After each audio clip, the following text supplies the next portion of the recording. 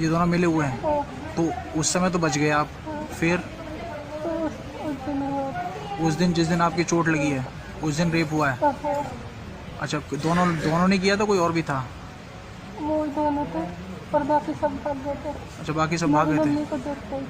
अच्छा, मम्मी को देख के भाग गए थे। तो वीडियो के पहली क्लिप में आप देख के पता लगा लेंगे कि ये कोई रोस्टिंग वीडियो नहीं है। और हाँ, मैं वो वीडियो नहीं लगाने वाला था, लेकिन मजबूरन कुछ भड़वों की वजह से, रिप्लाई देने की वजह से मुझे ये वीडियो बनानी पड़ रही है। तो जिनको बुरा लगा हो मैं सॉरी बोल देना चाहता हूँ पहले से ही। तो आज मैं इस केस की पूरी सच्चाई बताऊंगा, क्योंकि हाँ भैया, मैं यूपी का ही रहने वाला हूँ। यूपी में क्या होता है मुझे पता है।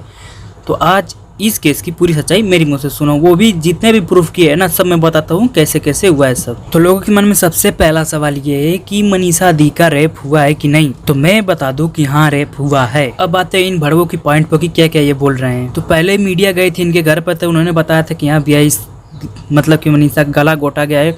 फिर दूसरी बार भी उससे गवाही लिया गया मनीषा दी से, तो वो भी बोली कि हाँ गला घोटा गया है। लेकिन बाद में जब आखिर में जब वो की समझ जाओ कि जाने कदार पे थी, तो पूछा गया तो उन्हें बताया कि हाँ भैया उनका रेप हुआ। तो कुछ कुत्ते कह रहे हैं कि भैया पैसे की वजह से, पैसे की लालच में आके वो कह रही हैं कि नहीं मेरा रेप हुआ है। तो भैया सुनो लोग, हाथरस में ना मेरा एक फ्रेंड रहता है, उसने मुझे सब बताया कि क्या क्या हुआ है। तो ऐसा नहीं है कि सब लोग पैसे के लिए अपनी इज्जत बेच दे। हुआ क्या था कि पहले रेप हुआ था तो घर वालों ने नहीं बताई। वो क्यों नहीं बताया? क्योंकि भैया देखिए, वो लड़की है, उनकी शादी करनी है, शादी में दिक्कत हो सकती है इसकी वजह। क्योंकि भैया अगर आप बताते हो कि भैया लड़की का रेप हुआ, तो उसके तो पूरी फोटो अखबार में वायरल करनी, इन सबको सोशल मीडिया पे भी वायरल कर देते हैं, ताकि वो लड़की जिंदा भी हो तो उसकी शादी विवाह कहीं ना हो पाए, अपनी सुख की जिंदगी नहीं जी पावे।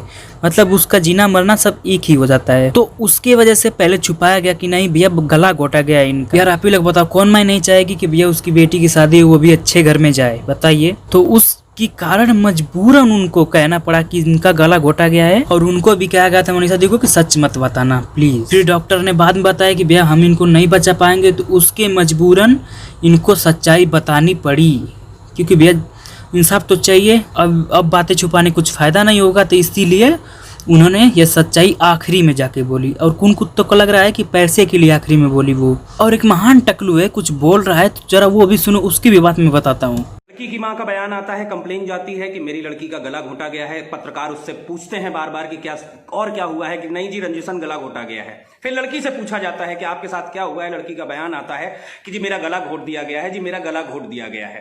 पेपर में खबर निकलती है कि आपसी रंजिश में लड़की का गला घोटा गया।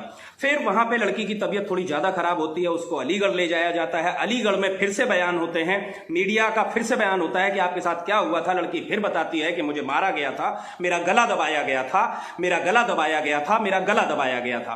फिर उसका आगे और दबाव बनाया जाता है, दलित की बेटी के नाम पर मीडिया में खबरें उछाल दी जाती हैं। SC/ST एक्ट के तहत लड़की के परिवार को 4.5 लाख रुपए दे दिए जाते हैं। फिर लड़की के परिवार को बताया जाता है कि अगर आपने रेप का मुकदमा और दर्ज करा दिया तो आपको इतने रुपए और दे दिए जाएंगे, मिल जाएंगे। लड़की अगले दिन फिर बयान किए जाते हैं, दबाव बनाया जाता है कि बयान करवाइए जी, लड़की तो रेप कह रही है। फिर पुलिस जाती है, फिर बयान लेती है, फिर लड़की बोल देती है, कैमरा मुंह में ठूस ठूस के पूछा जाता है, रेप हुआ था ना, रेप हुआ था ना, रेप हुआ था ना। हाँ जी हुआ था। अरे यार अपनी माँ मत चोदाओ। हम कहते हैं अपनी माँ मत चोदाओ।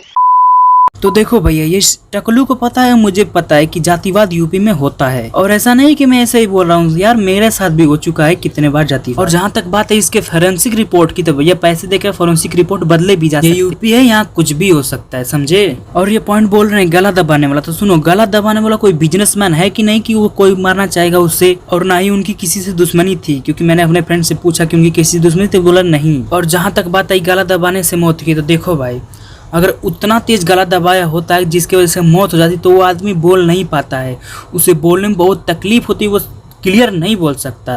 पर आपको मैंने पहले ही क्लिप में दिखाया कि वो बोल पा रही है, इसका मतलब सटीक है कि उन्होंने गला वाला कुछ नहीं दबाया था, इनके साथ रेप हुआ था। तो यही सच्चाई है। और जिनको मेरी बात अब तक गलत लग रही है, तो उनको लगने दो, क्योंकि उनके दिमाग में कुछ घुसने वाला नहीं है हिजड़ों की। और हाँ, और जिनको भी मेरी बात सच लग रही है, तो सपोर्ट करो, नया दिलाओ मनीषा दी। और ये लोग बात कर रहे थे कि योगी सरकार को बदनाम करना चाहते हैं, तो क्या क्या योगी ने यार पूरा बता रहा हूँ मैं यूपी का, कि सब बेरोजगार बैठे लड़के अपने मार्कशीट तक जला देते हैं। इतने पढ़ने का क्या फायदा जब कोई नौकरी ही ना मिले। साला कोई नौकरी आज तक इसमें तो हमको ऐसा तो निकाला ही नहीं है।